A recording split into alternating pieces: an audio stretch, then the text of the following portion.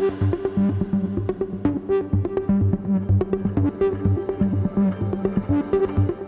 everybody, and welcome to today's segment, ChangeMakers. And I'm here today with Alejo Campos, who's the Regional Director of Crime-Stoppers Caribe, Bermuda, y America Latina, or the Caribbean, Bermuda, and Latin America.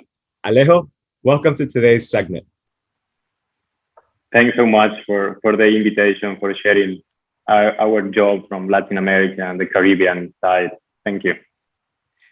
Absolutely, and it's a pleasure to have you today. And again, my name is Richie Santos Diaz, and I'm an economic development advisor with many hats, such as the head of the Middle East and Africa for the Fintech Power 50, and amongst other roles. So Alejo, let's have a little chat right now. I want to get to understand you and what you're doing in Latin America. So my first question is, all the way from your native Argentina up until now in Panama, can you describe a bit about your background as well as your career thus far?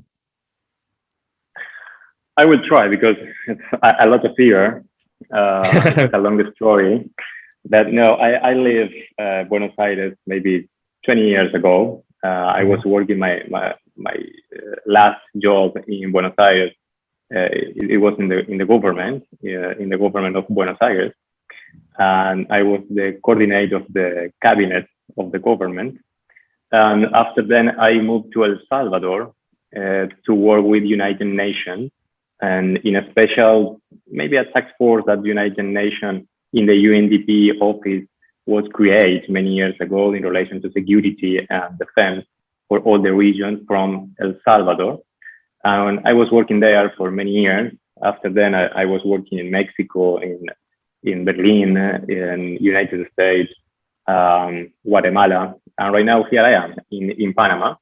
I started to work with Cornerstopper 12 years ago because Cornerstopper is an American program, but they don't have any Latin American program 15 or 14 years ago.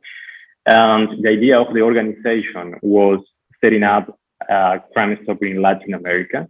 So to do that, we moved again to El Salvador because many years ago, El Salvador has a lot of, or a very big security problems with the gangs, MS-13, Barrio 18, two very dangerous and big gangs. They are like a criminal corporation because they are working in El Salvador, but in all the region and in Europe, in Asia, in Australia, they have many offices around the world. And so our plan was, if we can set up Cornerstopper in El Salvador, we can set up Cornerstopper anywhere in Latin America. So to do that, we create a new model just for Latin America because we are different. And for me, it's not good if you just copy and paste a program for other countries because our countries are different. The law is different, the community is different, the culture is different, and it was necessary to adapt the Cornerstopper system to the Latin American culture. So we did that, and after 5 years in El Salvador, setting up the program, we moved to Guatemala, we moved to Belize, Honduras, Panama, Paraguay, Argentina, and right now we are trying to put Cornerstopper in Colombia as well and Costa Rica. And Mexico, we had an office in Mexico maybe 20 years ago, but it was a not good experience. So right now we are trying to put the office again, maybe the next year. Excellent. And your career spans from, it sounded like you were listing countries in Latin America. So you went from, I was trying to track it. So you went all the way from Argentina, all the way up, and then now you eventually ended up in Panama. So just really quick, to those that might not know what Crime-Stoppers is, obviously the name kind of implies something, but can you just quickly elaborate on what it is specifically, Crime-Stoppers as a brand, for those that might not be aware? Yes, Cornerstopper is a global organization, and it born in United States in 1977, and inside the police of the United States in Albuquerque many years ago. And right now we are trying to connect the community because the community with the local authorities, so the national authorities, to fight against transnational crime. Why? Because we know that the communities have a lot of information, intel and information about all the criminal actions that the criminal organizations are setting up in the countries. But communities don't want to share this information with the police or with the prosecutors or with the local authorities because it is very dangerous for them. Yeah. So we are like a bridge, anonymous and safe and confidential bridge between the community with the local authorities. And we are using websites, call centers, and apps in your smartphone. And people can share information, all kind of information about these criminal activities, but it's totally anonymous.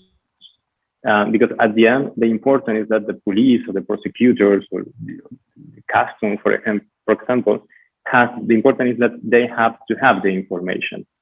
It's not important who is sharing the information. The most important is to have the information, to open an investigation cases, and to try to close a case, right, with arrest or with other results.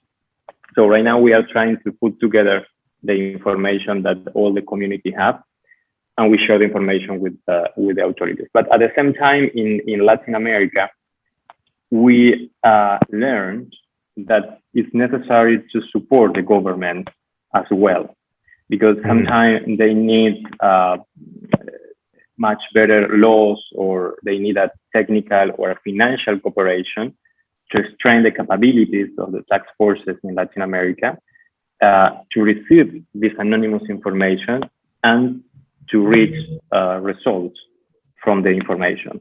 So in Latin America, we have a different plan. We need to make seminars, workshops, technical cooperation, financial cooperation, because sometimes the authorities doesn't have money or doesn't have funds in their countries to buy cars or to buy weapons or to buy computers or software for investigation, etc. And we're trying to support the authorities as well. And it sounds like a lot. Yes, and the third big activities that we are doing in each country is the social campaign. It's very important to show to the communities what is the dangers of this crime. For example, if you are talking about illicit trade is very, very dangerous for the community, because with this money, the local criminal gangs or bands, they are buying weapons, they are buying cellular phones for do extortions, for example. The corruption is more strong with this kind of illicit money, etc. And we need to explain to the community the importance to share the information, and they have to understand the crime environment where they are living right now. For example, with human trafficking, it's very important because people don't understand what about human trafficking. They are thinking that human trafficking is the same as prostitution, and it's not the same. It's a very big problem. It's a transnational problem. It's a transnational problem in all Latin America. But at the end, the community doesn't understand what is human trafficking. So the social campaigns are very, very important, and we are trying to setting up social campaigns in billboard, on social media, in TV, in radio, anytime, and trying to be in the top of the mind of the community. So if someone have any information, like critical information in relation to any crime, they know that Cornerstopper is close to them, and they can share the information in an anonymous way. And just an example of that, just, so you focus on a specific topic, like you said, like drug trafficking, for example, and then I guess you kind of do the facets of all campaigns, right? I guess it's like you were saying earlier, the awareness, the transparency to be able to report it, and then to just kind of benefit the wider community. Correct me if I'm wrong, right? Right, it's correct. So sometimes the small market in relation to the drugs trafficking, the drug market, for example, where you live in the same zone where you live. After the social campaign that we did in relation to this, the people understand that it's very important to share the information about where they are selling the drugs in the community. But before the campaign, the people don't understand why it's important to report. Exactly. And you were saying earlier in terms of the levels of criminal activity throughout Latin America, right? And the importance of Crime Stoppers. And just something simple like communicating is very much important, because there are people out there, not just Latin America, but generally, who might not know something. It's that awareness campaign, like you were saying. So, Alejo, I want to add it in terms of wider digital transformation. Okay. So in terms of that happening across, not just in Latin America, but the rest of the world, specifically with fintech, how can that be leveraged, in your case, Latin America, to stop criminal activity? In relation to fintech? Mm-hmm. And wider digital transformation, from the awareness campaigns, from the information sharing, all aspects, whatever you want to focus on specifically. Yes, you know right now that the transnational crime in working together with the local crime, mm-hmm.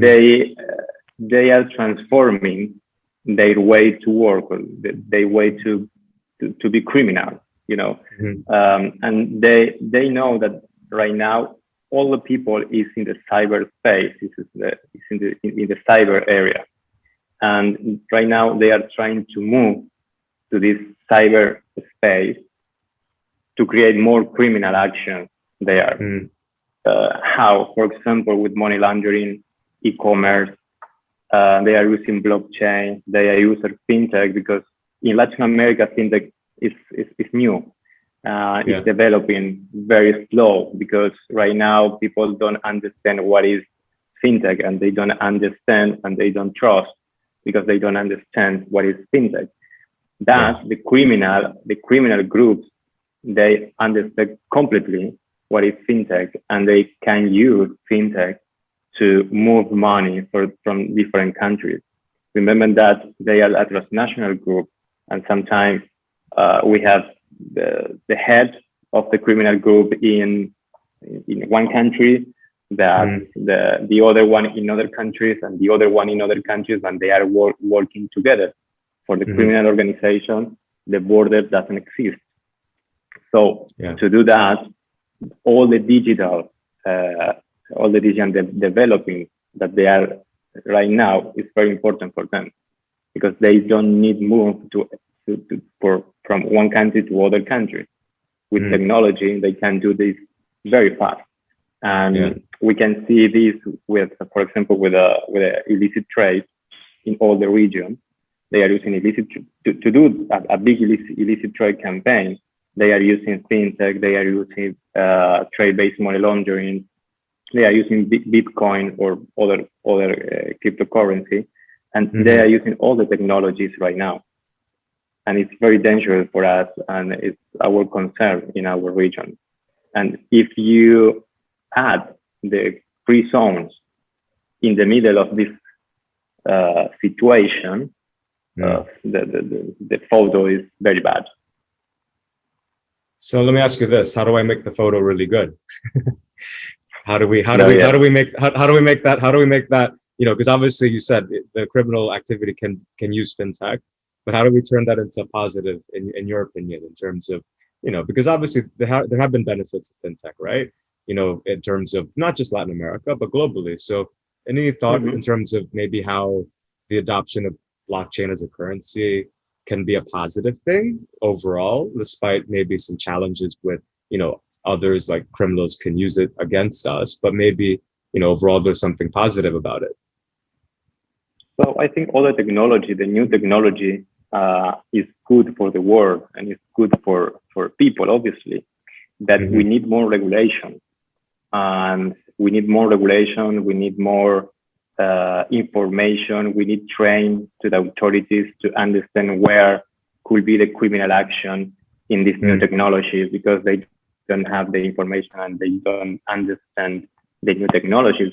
So they cannot fight against the criminal, the digital criminal, because they don't understand the process. But obviously, for me, it's very important, the new technology, and you cannot stop the technology right now. But we need more regulation, more education, and no corruption. Corruption in relation with the technology is perfect, but we have to control the corruption. We have to, and to do that, we have more regulation in Latin America and the Caribbean as well. Globally, I think, because as you said, it's a global issue, it's a global situation. It's not just right now a regional one. And to do that, we need to work together with all the countries. It's not just a country fight. You know, maybe here in Panama or in El Salvador, in other countries, they can do an excellent activities and excellent project to stop the criminal activities with the technology, but it's not enough. We have to work together, all the countries. So we need a regional regulation, a regional law, not just a local law, because the criminal groups knows where, depend the law, where you can do this kind of criminal activity, for example, in Panama, but in El Salvador, we can do other one because the law is very weak. And in Mexico, we can do other one because there's no law there, for example. And so we have to work together with regional regulation about that. Yeah, and because Latin America has gotten a lot of attention, in particular with El Salvador, as you know. So with their announcement, so it's interesting. And I think what you were saying is you were saying, obviously collaborating together, legislation. And just trying to be transparent with each other. I think it's a good lesson as not just Latin America, but I think across the rest of the world, right? In terms of how fintech can be used in a positive way. And obviously they should use Crime Stoppers too. but going from Crime Stoppers, I mean, Alejo, it's very clear in terms of the opportunities despite that. I mean, Latin America is a huge market, it's many growing economies. But I want to leave it with you on a final thought. I mean, can digital adoptions work in stopping crimes, whether it be in Latin America or whether it be the rest of the world? What are your final thoughts for us as part of this series to kind of enlighten us and to leave us something positive? I think cryptocurrency is the future, and we cannot stop cryptocurrency. In El Salvador, in particular, I was there in El Salvador 2 months ago when the president said that Bitcoin is a national law. And I had a meeting in El Sonte, a small beach, where all starts with a very small community that and could be fine, but I repeat, we need regulations. It's not just a law. And the law is a very basic law in El Salvador right now in relation to Bitcoin or cryptocurrency. And the idea is good, but our concern is what happens if we don't know from where is coming the money. The money laundering could be bigger in a few months. Many persons right now can send money to El Salvador to Bitcoin, but nobody knows where is coming the money or who is the real owner of the money. So I think this is a very concern because in the short term, maybe you can react your economy, your local economy, but in the long term could be a very big open door for the criminal activities around the world. And it's not just a El Salvador issue or El Salvador problem, because if the transnational crime move to El Salvador in a digital way using Bitcoin and other technologies and fintech or blockchain, etc., will be a regional problem, a Latin American problem. It's not just a Salvador problem. So we are very concerned about that. We are happy about that, but we are very concerned about that. For us, more regulation, no corruption, in the system, and strengthen the information that we share with the communities. The community has to be very informed about this, about what is Bitcoin. And right now in El Salvador, the people don't understand what is happening. You know, okay, Bitcoin, but what it mean? A wallet, an app, cryptocurrency. What is happening in my country? Said the people. So we need to be very responsible and share the information with the communities and teach the community and how they can use in a correct or legal way the cryptocurrency. So at the end, I think it's a bank concern. The official banks are very concerned right now. They are trying to move to the cryptocurrency as well because they don't want to be outside. Excellent for that. And you're absolutely right. I think, thank you for today, by the way. So it's kind of like to summarize everything. I think, you were saying essentially is number one, to be clear with the message, right? To the people and to everybody in terms of whatever it might be in the benefits or the challenges of whatever, right? I think the second thing as well is you want to be communicative, as you were kind of highlighting in terms of that message and whatnot. And finally, I think it's to be collaborative, right? Trying to work with your local friends, your governments or whatever, and the private sector to foster that ecosystem. So Alejo, muchas gracias. Thank you so much for your time. It was an absolute pleasure to talk to you, and maybe we'll see you in Latin America. Why not? Thank you for your time and of the opportunity for share our work from Latin America. Thank you.